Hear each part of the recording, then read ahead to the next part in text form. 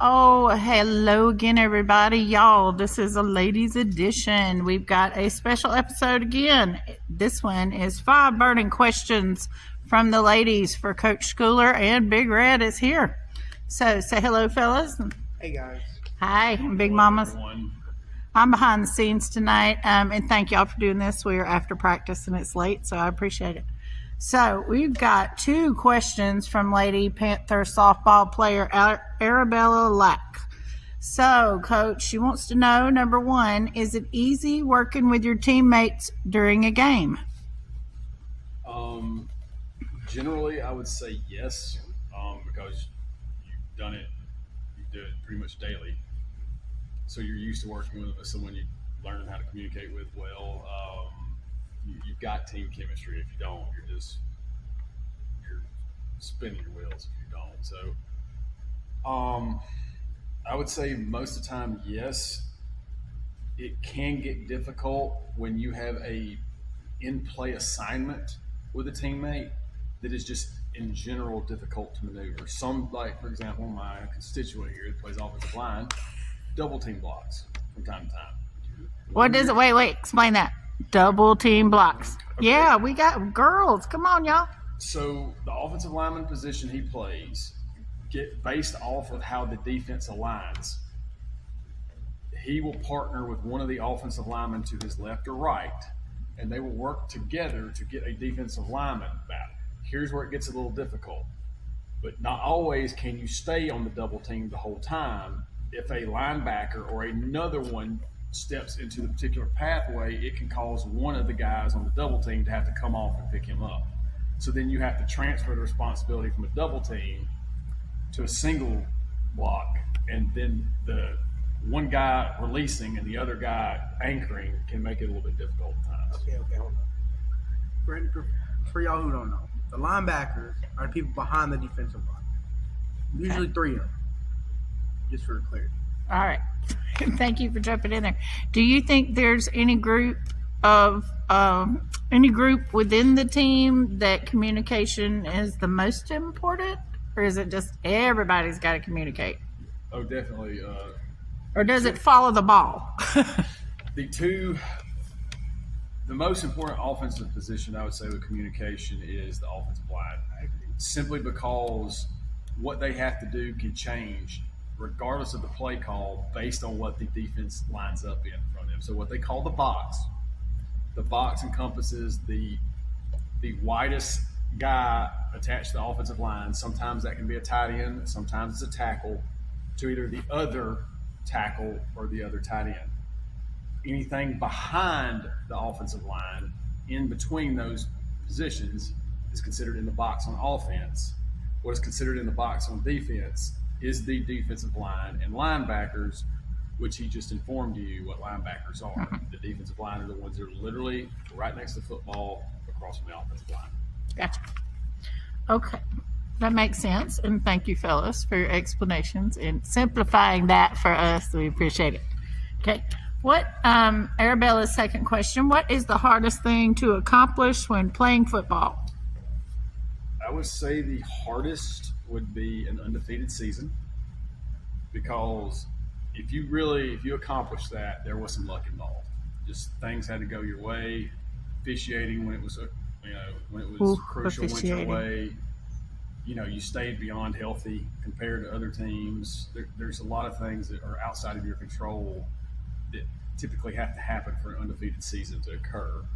If I had to pick the next most hardest thing to do, would be to have a championship season. So, an undefeated season, you win the championship because you never lose, whereas a championship can be won without going undefeated.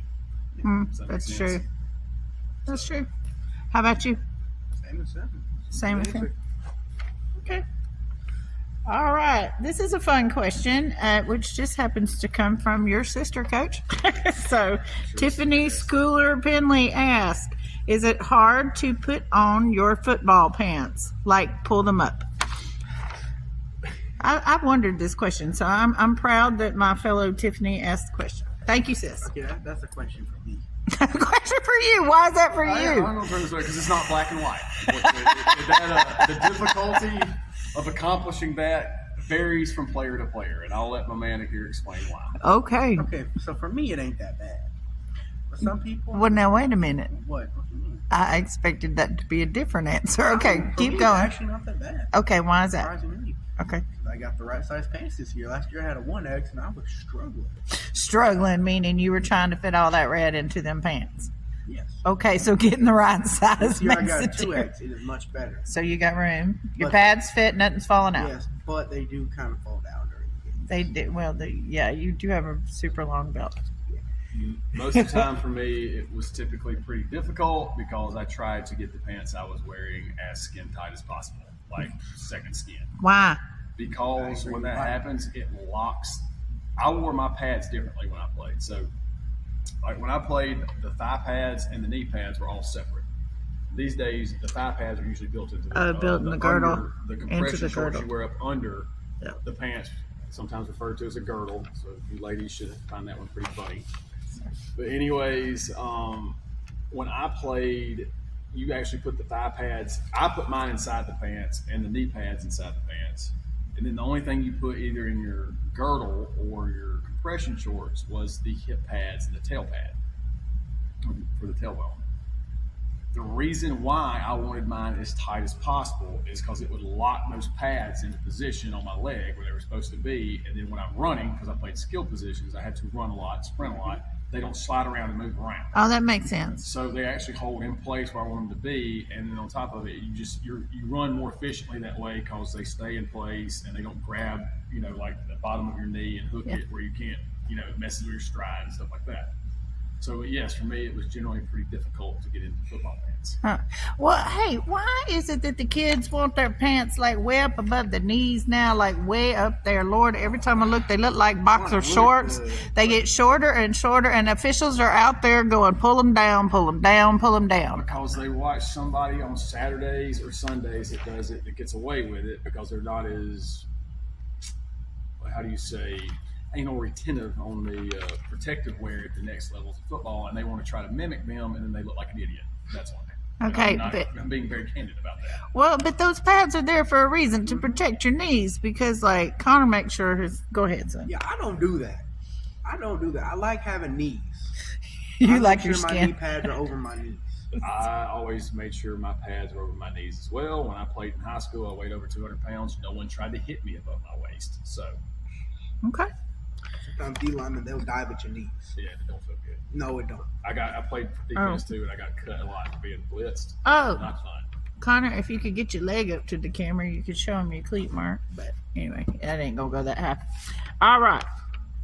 Here's another question for y'all. When you play football, are you paranoid of getting hurt? And this one came from Holly Wyatt, who played basketball for Jimson last year, and we hope again this year. No, not really. I mean, if it happens, it happens. It's football. It happens. Me personally, I would agree with Connor. I really wasn't worried about injury or getting hurt or anything like that. I did.